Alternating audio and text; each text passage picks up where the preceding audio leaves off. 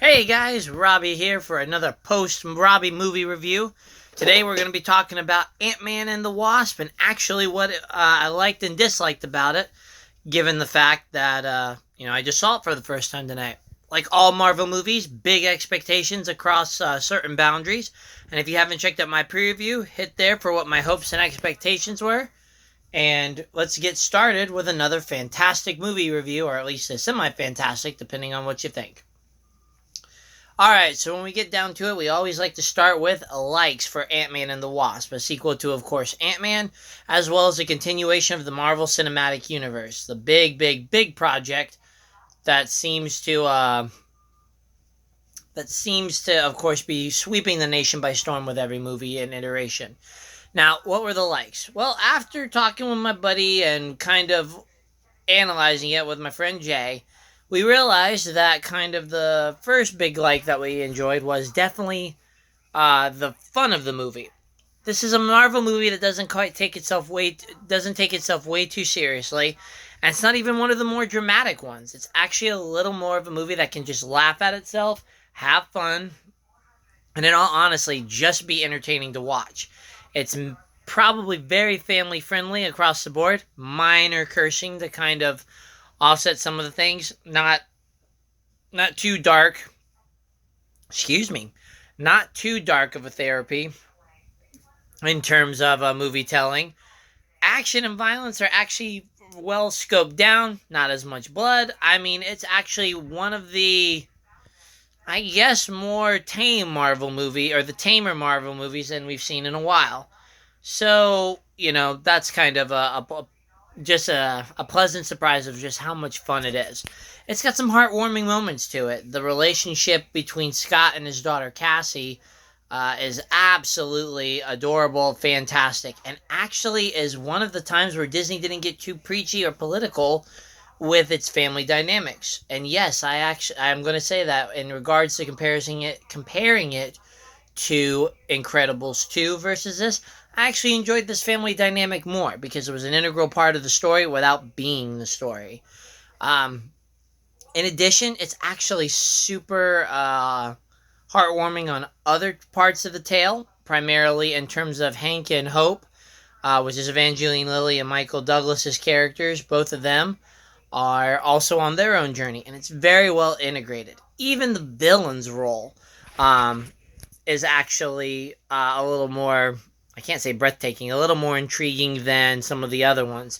And I guess that's the next thing is you actually have a villain you can kind of get on board with. Now, Thanos, we kind of got some interjection into it in the way they took the movie. And in regards to, Black Panther's Warmonger, you either really, or Killmonger, I'm sorry, you either liked him or he got a little overdone by his kind of anger at just kind of everything. Spider-Man's villain of, Vulture, he was kind of another one that you could kind of get on board with. And that's kind of what Ghost felt like to me. Is a little more like Michael Keaton's character from the Spider-Man Homecoming.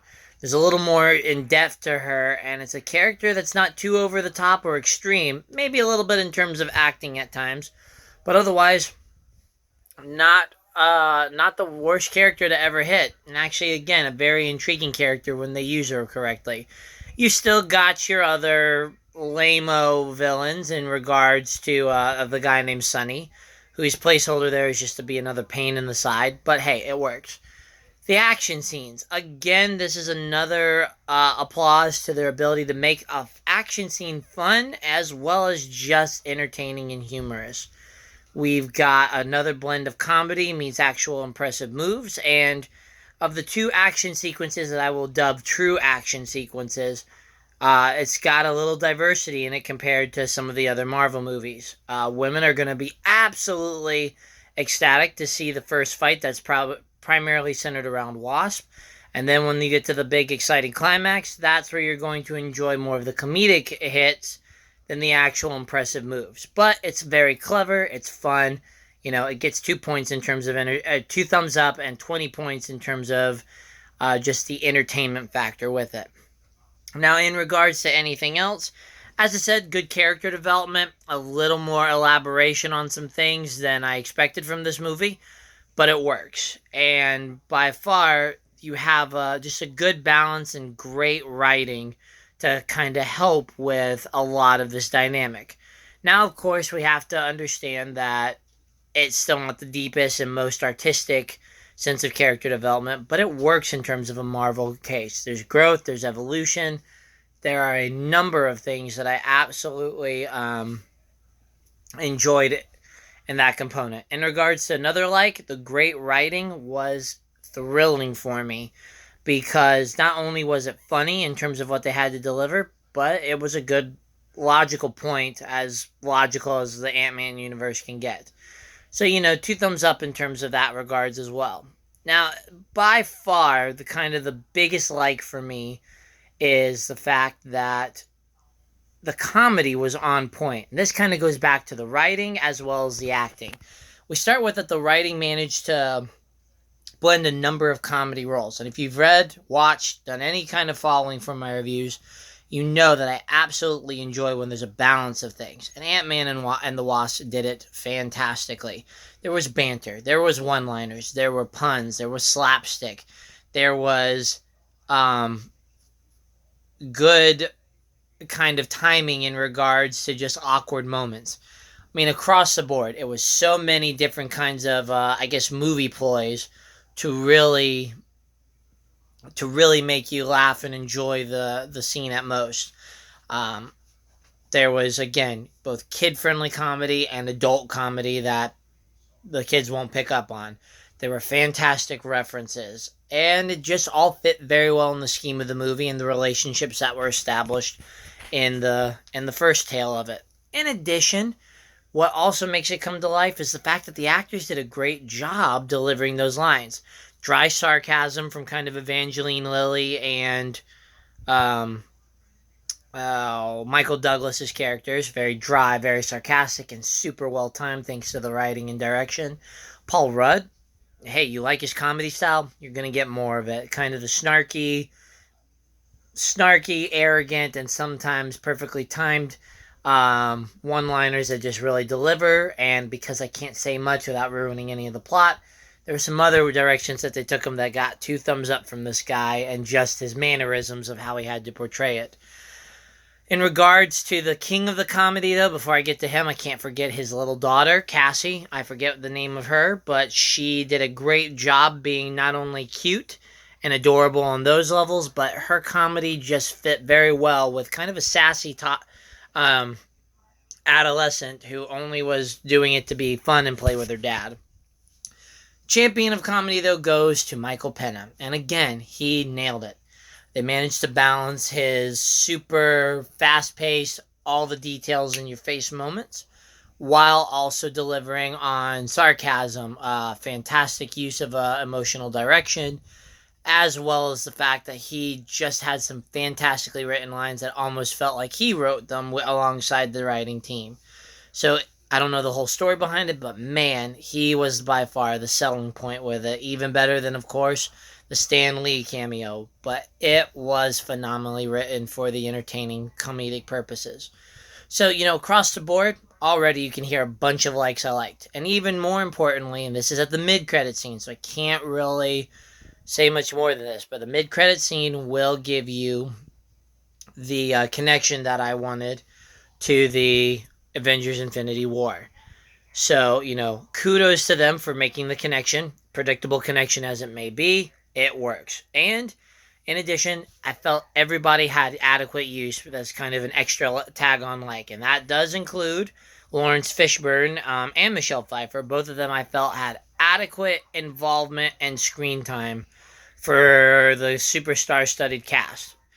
In fact, the only 2 that I can say kind of got shorthanded, which is a little disappointing and will lead to my first minor dislike, is that T.I. and their other buddy who was the hacker. They kind of got a little short-sighted in this one. So I would have liked to see them a little more integrated like they were in the last one. But still, their roles fit very well. Now, whereabouts of the other dislikes that I miss it? Well, as much as I like the connection to it, it would have been nice to see a little more integration into the Avengers Infinity War. And this is, again, a small dislike. I think it worked for what they did it with. It fits in the grand scheme of the design, but still would have been nice to get a little more integration like we had in the first Ant-Man where he went up against Falcon. It would have been nice to kind of see an integration component into that. But you know what? It works. In addition, with Ghost, as much as I loved her character development and her storyline, not the most threatening villain. You know, I'm not saying that Yellow Jacket was, but there was an air of insanity that made Yellow Jacket dangerous. The greed and the desire to prove something, I think, was kind of his leading point. And given the technology he had developed and the buyers who were asking him to develop it, that was why he was a bit of a threat given the grand scheme of it. Ghost didn't so much have that much of a threat. There's good character, again, evolution in it, and it's a character you're going to like in terms of how in depth they did it. But she doesn't have the biggest bite to her. And when it comes to Sonny, well, I think they tried to do it with him. I give him kudos for the directions they took, but he was definitely more comedic relief. Guess that brings me to my second focus, is that the comedic relief is great. It's fun. Again, this is what an Ant-Man movie seems to be all about. But Disney, as my fears and expectations went, Disney's putting a lot of the comedic atmosphere into their Marvel movies now, and kind of tending away towards some of the other things we absolutely loved when it came to Marvel movies. Now, yes, I know we have Avengers Infinity War, which, of course, went on the darker end of it. But you know, even in that movie, lots of comedic stuff. And I'm going to go on a tangent if I keep talking about this too much longer. So let's rope it back in. The comedy, again, was great. It's a highlighted selling point. But I kind of felt that that was a little more of the focus for this movie than some of the other things I like better in a Marvel movie, including the story. The story's not bad. It's kind of essentially three stories all very well intertwined together. So that's a like. But the dislike is that none of them kind of have that nice fleshed out congruity, cleverness that I absolutely enjoyed when I was watching the first one. Again, it's good. I am not saying it's not good. It's just doesn't quite have that spy thriller bite that I absolutely loved in the first one. In addition, and probably the biggest dislike I have with the movie is actually the action. Now, again, there are some impressive stunts. The visuals are either phenomenal or at least semi-decent. I mean, across the board, there's just some great stuff that they did with this in terms of stunt designs. It's just it didn't quite have that as well put togetherness as the first one did. Again, the first one had good use of the environment, had a fantastic comedic poise to it, and didn't have to try too hard because it was still in the middle of a battle, just on a different level. That's what made the first one so enjoyable. It's not that the second one wasn't, but I was still looking for a little more edge. Now, the first battle actually works for me. The second battle, though, seemed a little bit more of how many jokes can we kind of stiff and put them in an awkward situation than actually, like, focusing on the battle. And there were a couple of things that were a little more repetitive than I wanted to see simplified. Again, this was a more story-driven battle, so, you know, kudos to that. It just needed a little more bite to it. And I can say that with the last two Marvel movies, I've needed a little more finesse into these big battles that they promote the heck out of on the commercials. Overall, though, let's see, were there any other dislikes? Yeah, there are a few a few story plot lines and a few plot holes. There's little stretches of the imagination that are sometimes a bit irritating. And perhaps, you know, the introduction of Sonny was just kind of a staple to kind of piece some things together and make a better, and make a third enemy to kind of go through this to kind of expand upon it. I don't know. I can say that the end credit scene was okay, a little bit of a dupe out, but there is another end credit scene that's going to be more comedic than it is actually pertaining to the story. So, you know, don't hold your breath on that. Overall, that's all the dislikes I really had with it, is that the movie is fun, the movie is engaging, it's very charming, it's adorable, it's family friendly. It is definitely one of the more G-rated of the group ever. It's got pizzazz, it's got bite, and my goodness, it is funny as heck. It just needed a little more of the action sense, in my opinion, for me to make it full, well rounded, and really kind of utilize a little more of the balance that the first one had in terms of especially shaping a villain. Still, bravo to them for making a very good sequel and trying to bridge this gap, that's awkward, gigantic gap left by the Avengers Infinity War. But, I definitely recommend seeing this one in the theaters. I definitely recommend enjoying the heck out of it for the special effects. And I definitely recommend taking a lot of people to go see this with you because it just is a very fun film. Not the best, certainly not the most earth shattering, breathtaking one, but by far a solid entry into the Marvel Universe. This is Robbie K finishing up with his reviews for the week. Again, your patronage is always helpful in terms of not only comments but sharing and views. So please continue to share, like, and comment, and that will work. Shout outs today go to my buddy Jay, who surprised me by showing up at the theater.